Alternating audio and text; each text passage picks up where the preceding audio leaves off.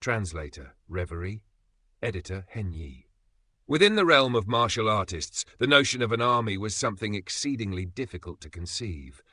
Martial artists were accustomed to roaming alone and battling alone, at most occasionally joining forces in small bands. Yet even such gatherings numbered only a handful. Should their ranks grow larger, their true battle prowess would instead be stifled, for they neither understood coordination, nor possessed a commander to marshal their strength. Thus, when Ling Han and the others received orders of transfer, they found it rather strange. These academy students had in truth been turned into soldiers, and were to march with a grand host, a punitive expedition against the Purple Moon Empire. Even the 5 great sects are mobilizing? Ling Han was astonished. It seemed he had still underestimated Ma Duobao for the 5 great sects to treat him with such gravity. Yet on reflection, it was only natural.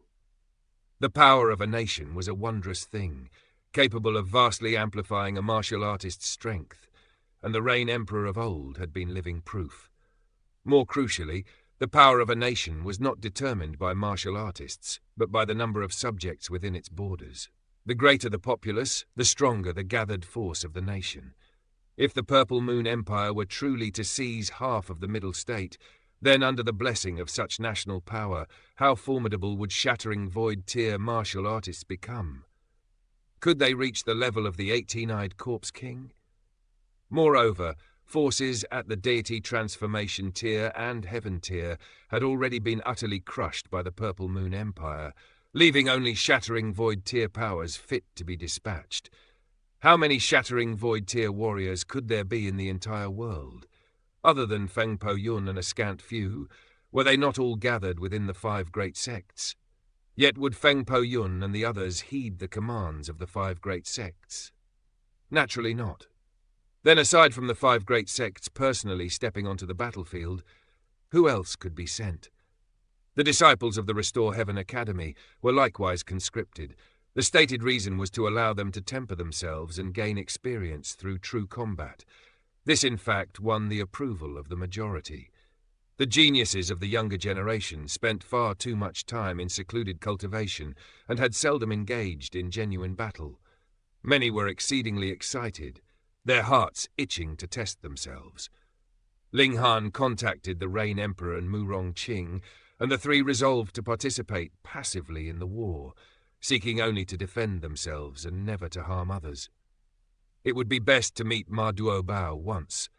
Since he long ago declared his intent to open the skies and pointed out that the God Realm lay at the root of the 10 millennia of turmoil, he must understand far more about the matter of opening the skies, and surely knows more than Zi Shishan. However, he is now an emperor. To seek an audience with him will likely not be easy. Let us see if there is an opportunity. Ling Han possessed considerable confidence.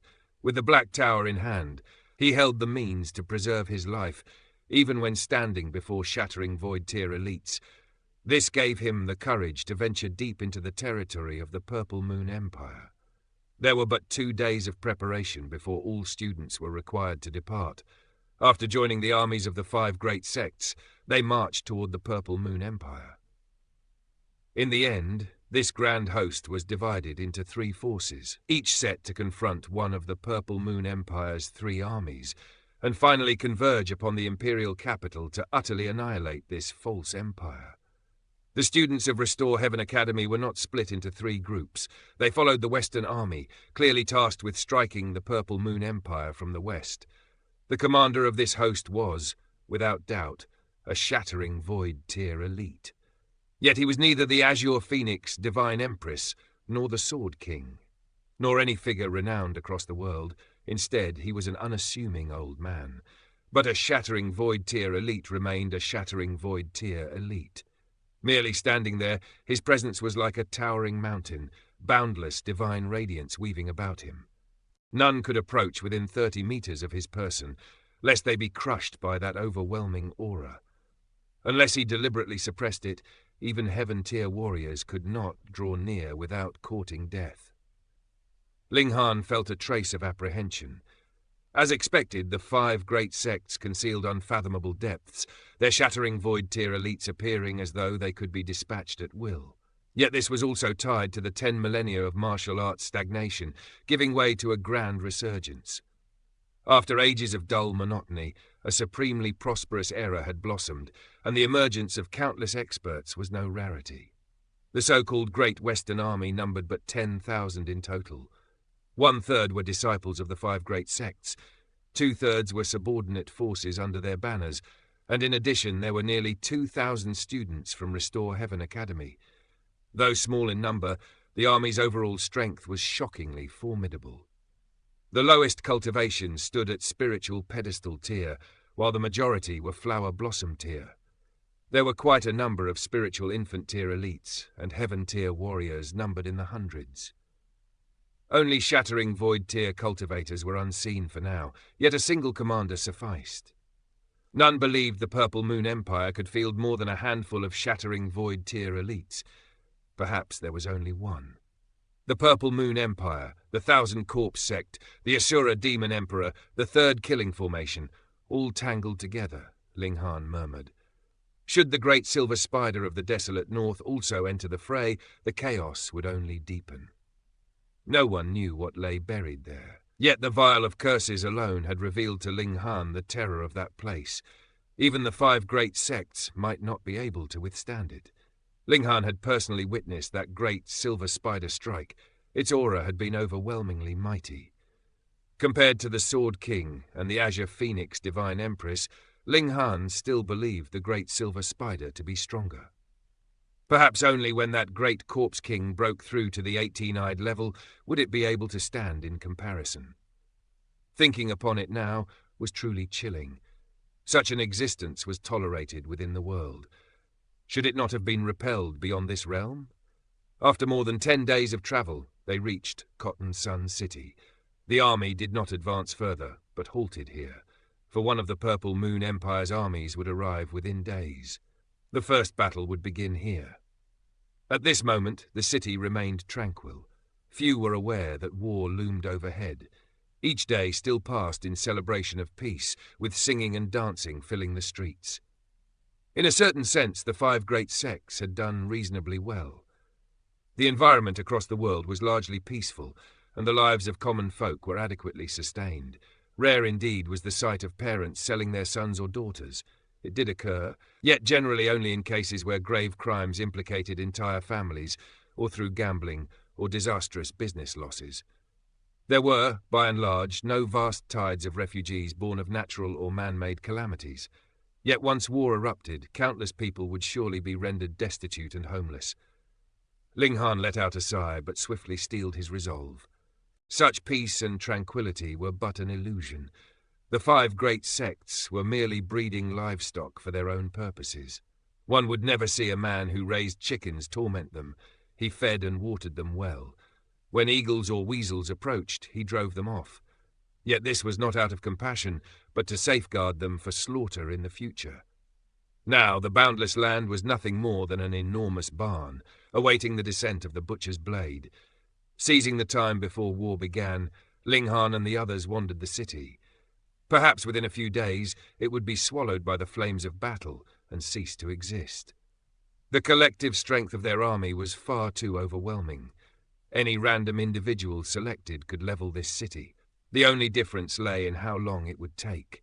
As they walked, Ling Han suddenly halted and declared, "Come out! Do not lurk in the shadows." "He, what keen perception!" A slender figure emerged from the darkness. He was an exceedingly handsome man. Though already in middle age, his charm remained undiminished. No doubt many young maidens would kneel before his mature allure. This lord is Hu Jianyi, sect master of the Wind Moon sect. Translator, Reverie. Editor, Henyi Wind Moon sect master. Ling Han's heart trembled at once. No wonder a dense killing intent had earlier brushed across his senses. When he had hastened toward Restore Heaven Academy, he had slain Hu Qingfang along the way, and that youth had been none other than the son of Wind Moon sect's sect master, and also his only son. The other party had appeared in the dead of night and aimed straight at him, clearly having already verified his identity. As expected, bringing along Hu Nu, whose presence was far too eye-catching, meant that his previous disguise had been no different from wearing none at all. Ling Han revealed a faint smile and said, "Sect Master Hu, waiting for me in the depths of night, could it be that you wish to invite me for tea or wine?" "Heh, I wonder whether young Master Ling would grant this lord the honour?" Hu Jianyi's lips curved in a smile, yet upon his face lingered a threatening, murderous aura. "Since Sect Master Hu extends such generous hospitality, why would I refuse?" Ling Han answered with a question of his own. "Ha ha, young Master Ling is indeed as talented and bold as rumoured. Please." Hu Jianyi swept out a hand in invitation. Ling Han was not concerned that Hu Jianyi might suddenly unleash a lethal strike. He now possessed two identities. Not only was he a heaven-grade alchemist, he was also a member of the expeditionary army. Should Hu Jianyi dare to kill a soldier of that army, it would amount to declaring war upon the 5 great sects. No matter how deeply hatred was buried within his heart, without the resolve to perish together, Hu Jianyi could not possibly stand against the 5 great sects. Thus Ling Han was very safe. Of course, the greater portion of his confidence came from the Black Tower. No one could predict whether a father who had lost his only son might still retain his reason. The two entered a tea-house and requested a private chamber. Before long, fragrant tea was served, its aroma drifting and lingering in the air. It was a most peculiar sight. 2 men who ought to have been mortal enemies now sat face to face, calmly sipping tea as though they were intimate friends of many years. "Young Master Ling, my son died by your hand, did he not?" After taking several sips, Hu Jianyi suddenly spoke. Ling Han did not deny it. Such denial would be meaningless, and nodded. "Correct. This lord had but a single son. How does young Master Ling intend to compensate this lord?" Hu Jianyi's gaze turned icy as he fixed it upon Ling Han. At once, Ling Han understood. Hu Jianyi indeed sought revenge, yet he also harboured misgivings. After all, Ling Han bore the title of a heaven-grade alchemist, even if the Alchemist Society had yet to proclaim it publicly. In any case, since the son was already dead, he might as well extract some benefits first. Ling Han smiled faintly. Was the man attempting to extort him? "Sect Master Hu, you speak incorrectly." Ling Han shook his head. "A person like your son, living on, would only waste food and cultivation resources, and bring calamity upon others day after day. Fortunately, he perished by my hand this time.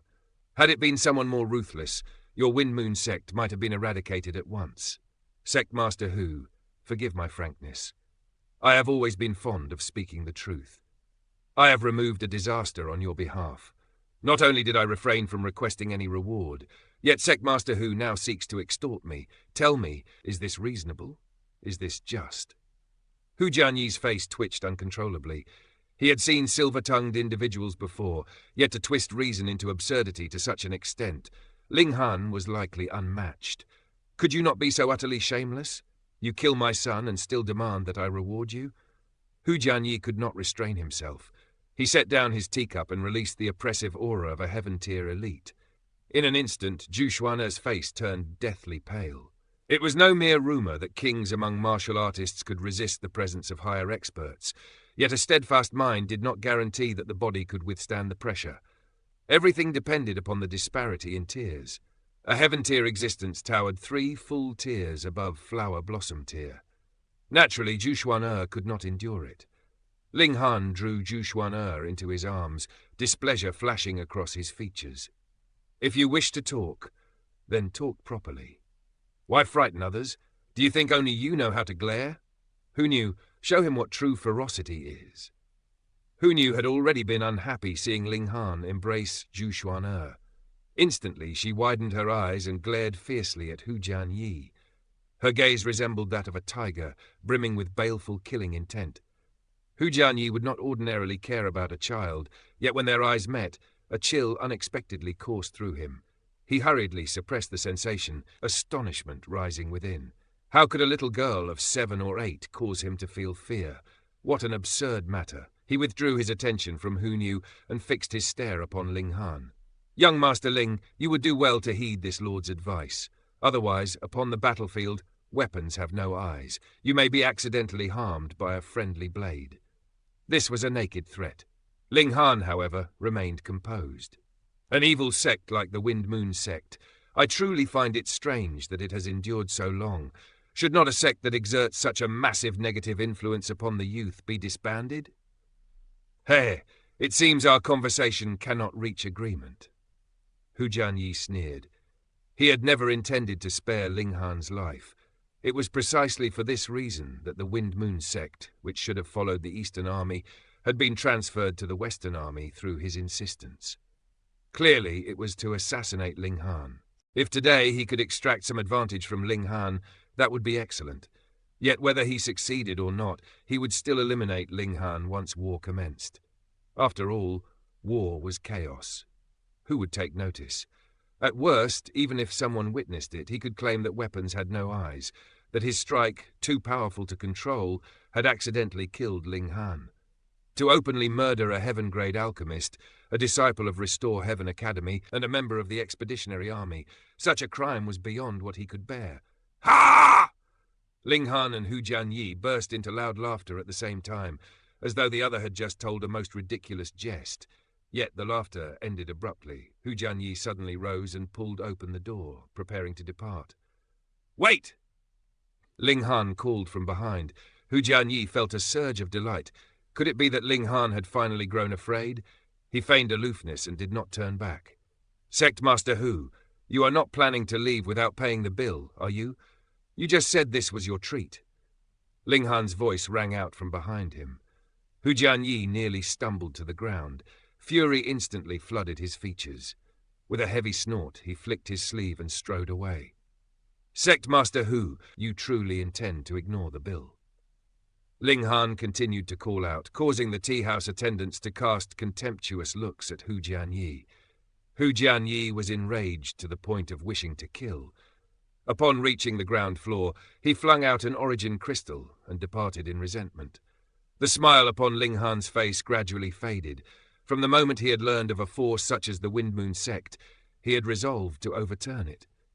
Yet his strength was insufficient, and he could not act.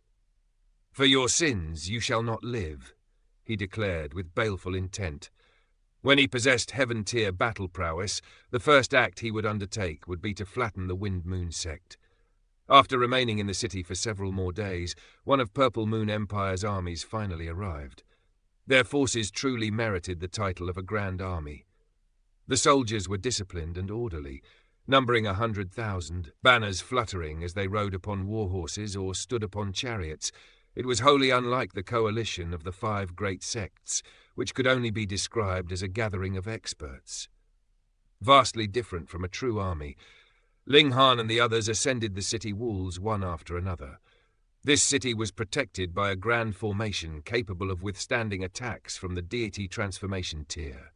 The banners of Purple Moon Empire were divided into 2 kinds. One bore the national flag, emblazoned with a purple crescent moon. The other was the general's banner, upon which a male lion was depicted. Yet it possessed 6 legs, 4 wings upon its back, and 7 tails, appearing exceedingly strange. Ling Han's heart shook violently. He recognized that lion. It was an ancient divine beast, Miang.